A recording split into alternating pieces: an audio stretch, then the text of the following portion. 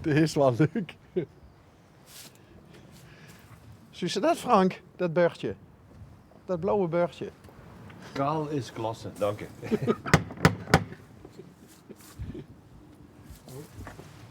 Geestig.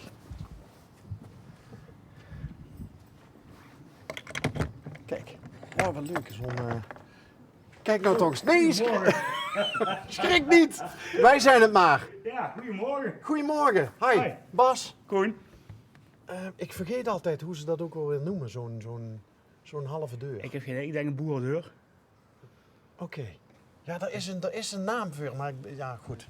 Ja. Ik ga niet weer chocola weggeven, zo van huiskamervraag sturen. Ja. Een mailtje. Hebben we pas gedaan. Nee, maar, die raket? Ja, nee, huur niet bij mij. Niet. Nee, hij zit er gewoon in onder, dus dat heeft niks met mij te maken. Hoe zit dat in elkaar dan? Hoe moest ze door dan komen? Hij neven zit een hekske, Ja? zit een tuintje. Ja? En dat is dan weer de ingang van deze woning. Oké. Ja, Zit wel leuk. Geestig in elkaar dan. het zit heel leuk aan elkaar, zeker. Wie lang woont ze hier al? 2 jaar ongeveer. 2 jaar. Ja, Huren, kopen? huren. Huren. Ja, Was dat een bewuste keuze? ja. Want? Ik kwam van de kaartwoning af.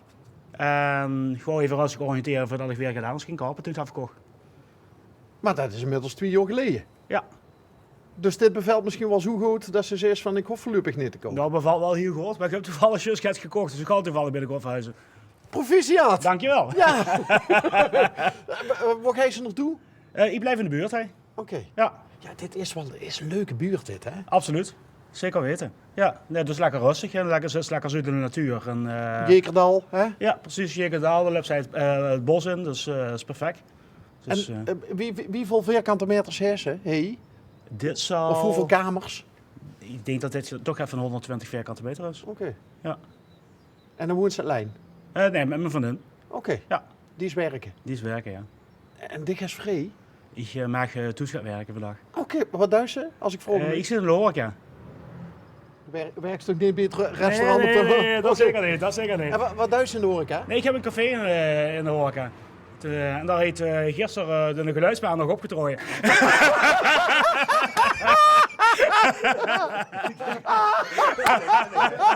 Dus daarom schrok ik even, ik zit de deur open. Ik denk, wat gebeurt er? Ik toch zo'n tip van, heb ik hem niet genoeg betaald? Ja. Oh, even komisch. Even zonder reclame te maken, maar waar leed het café? In het centrum, café Pothuisje. Oké. Ja. Ja, Frank kennende kan het nooit ver weg zien. Moet een beetje in de buurt blijven. Hè? Dus was het Noorwens? Het is altijd een wens. Ik geloof dat Frank en René dat zeker al een jaar of 7 bij mij doen op de tweede paalsdag. Dus dat is altijd een wens. Altijd superleuk. Oké. Ja. Goh, wat leuk. Ja. En doen ze schijnen het heel goed te doen bij de vrouwen? Daar maak ik geen uitspraak over doen. Oké, nou ja, Verstandig, hè? ja, dat zegt Frank zelf altijd. Ja hoor, qua muziek Frank. Qua muziek. Qua muziek, ja. Ja. Was het voor dich ook na tevredenheid? Als dat al Zeker, 7 zeker. als dat al 7 jaar op rij is. Oh, geweldig. Hey, maar een eigen kroeg, Ja. is dat nog vol te houden? Ja, zeker. Ja, ik huur alleen maar Tranendal verhalen. Over, Nee, helemaal niet. Nee? Nou ja, ik denk als ze puur alleen van natte horeca de zaak moest rondbrengen, dan is het anders. Maar tegenwoordig heet dat café ook een klein kaart erbij en dan wordt het toch wel anders inderdaad, ja. Dus Oké. bevalt me heel goed. Dus bij dich ook een, wie noemt ze dat? Druge horeca? Ja, ach ja, droge en natte horeca. Wat staat er bij dich op de kaart zoal?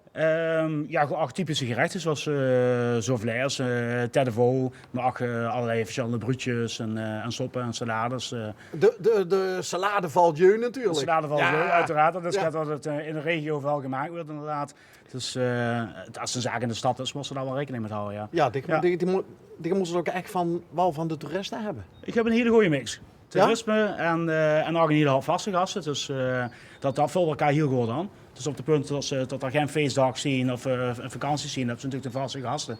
En op het punt dat natuurlijk, ja, zoals we afgelopen paasdag, dan hebben ze natuurlijk ook meer te rust natuurlijk bepaalde dagen. Dus, maar het is een hele leuke combinatie. Nou werk ik op dagen dat de meesten livree hebben. Ja. Wie is dat voor die Eigenlijk gaat social life? Eigenlijk gaat dat wel prima. Zeg, dat is ook, ja, boetsen natuurlijk de jaar heen in rols.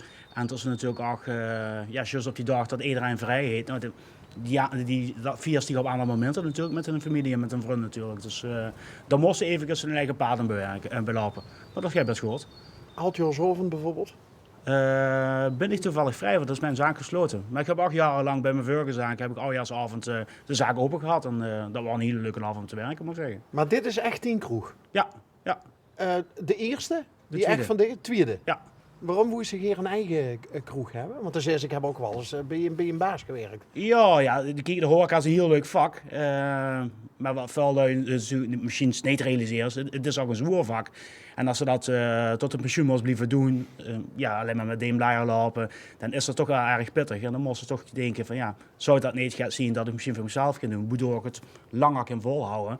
En wel die pensioensrechtmatige leeftijd op een leuke manier kunnen houden. Okay. Dus dat is voor mij te reden geweest. Ja, dus hij is achter de tap dus. En best wat minder aan het rennen. Nou, ik ren nog wel genoeg, maar ik hoop dat als ik een bepaalde leeftijd heb gehad, dat ik het rustig ga gaan rennen. Laat ik het zo zeggen. Wanneer hij steeg in de peiling van dat horeca wat voor dicht was? Ik denk in mijn studietijd, ik heb een studie gedaan. Ik heb middelbaar hotelshow gedaan en dan ja, best met het vak bezig natuurlijk al. Ja. Ja. En waar heeft ze die opleiding gedaan? In Heerlen zit hij. Oké. Ja. En toen hij steeg al gauw het idee van, ik wil niet in een hotel, maar ik wil in een... Nee, niet meteen, want ik heb ook nog wel eens ik heb ook in een hotel gewerkt. En ik had eerst het idee van, ik wil wel in een hotel werken. Maar uiteindelijk ben ik via in een café terechtgekomen. En als ze daar een tijdje in een café te werken, dan hebben ze toch gezegd van, wow, dit is toch wel hetgene wat meer bij mij past. En dan gaan ze kijken van, ja, wie kunnen we dat doen, dat uiteindelijk ook misschien zelfstandig gaat gebeuren. Nou, wat is de belangrijkste overeenkomst volgens dich tussen een kapper en een kastelein? Tussen een kapper en een kastelein? Geen idee. Ik zou in deze stel even zeggen. Echt niet? De huur is wel moppen. Dat is ja, bij mijn oude kapper. Maar de is natuurlijk ook eigenlijk een beetje een social worker. Oh ja, nee, dat is bij van... de kapper ook, ja. Ja. Nou ja, dat is wel gezellig. Dus ik, de mos natuurlijk ook, het is ook leuk dat ze gaat met leuke smuilen inderdaad. En leuk moet ook een eikenwiet kennen. Dus dat is wel, ja, horeca is wel een heel stuk sociaal gebeuren, ja. Maar komen er ook wel eens verhalen op die af dat ze denken van, oh hier... Ja, nou je luistert, ik ken de bepaalde gasten, die ken ik natuurlijk al heel lang. En daar maken ze ook verschillende dingen met. Dus niet alleen leuke dingen, daar maken ze ook wel dingen met die niet leuk zijn. En door de jaren heen verleert ze natuurlijk ook wat gasten, aan kraantjes bijvoorbeeld. Dus, maar ja, dat is natuurlijk niet alleen de horeca, dat is natuurlijk in ieder vak, komt dat wel eens tegen. En ja, als collega zijnde, of dan nu als kastelein zijnde, dan moesten ze dat wel voor die lui zien. Dan moesten dat... Ja, steunt die lui ook. Ja. Maar dat ze zelf ook nu als mens zijn. Dus, Maar als er volle dicht een babbeleerroute hangen, die kan ze niet zomaar wegrennen, hè?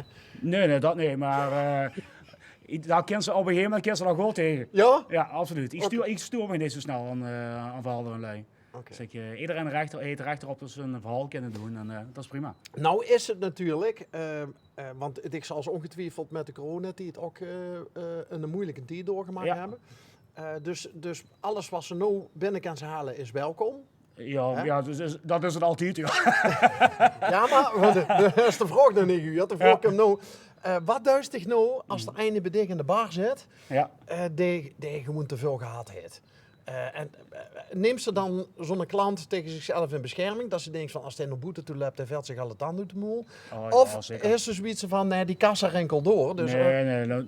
Zoals gezegd, horeca is een stukje sociaal inderdaad, daar hadden we het over. En betekent ook als een mens te veel gedronken heeft, dan moest, als iemand de grens nemen werd, moest dat als kastelein misschien zelf even aangeven aan de mens. Ja. En dat kan ze op verschillende manieren, op een goede manier kenbaar maken. Ja. Nou hoor ik zelf... Want we hebben nou, terwijl dit wordt opgenomen, de Poolse net gehad, ben ik in een stad in Engeland geweest. Ja. En daar stond bij iedere kroeg, stond er één of twee van die gewoon een kroeg, hè? Geen nachtclub of zo, maar gewoon een kroeg. Met uitsmijters bedoel je? Ja. Maar die wist misschien dat geen kwam. Ja, Frank wordt er niet bij. Ja. Nee, maar hebben ze dat vulstig wel eens onveilig in die eigen... Niets gehad. Nee? Nee. Ik denk ook als er zien natuurlijk heel veel verschillende soorten horecazaken. En ik kan me voorstellen als ze echt een nachtzaak hebt, tot ze wel oesmieters nuttig hebben. En zeker tegenwoordig hebben ze een hele hoop jeugd. Die nuttigen niet alleen alcohol, maar ook allerlei soorten drugs moeten natuurlijk toch raar dingen van gaan doen. Ja, dan is het wel handig inderdaad als ze ook lui hebt zo'n die dat goed meteen direct bij de ingang van de zaak in de gaten kunnen houden. Maar daar heb ik geen last van in mijn zaak. Best vandaag open. Ja. Wat duis je dan nog? Ja, ik heb vandaag een thuiswerkdag. Dan moeten natuurlijk ook achter de schermen een hele hoop dingen gebeuren. En soms zal ik dat op kantoor op de zaak. En soms zal ik dat thuis. Maar daar is gewoon je mensen op de zaak die verdicht de boel runnen. Ja. Dat is het voordeel als ze zelfstandig bent. Als we natuurlijk ook een team van gooilui om zich heen hebben die dat kunnen waarmaken, wil ik.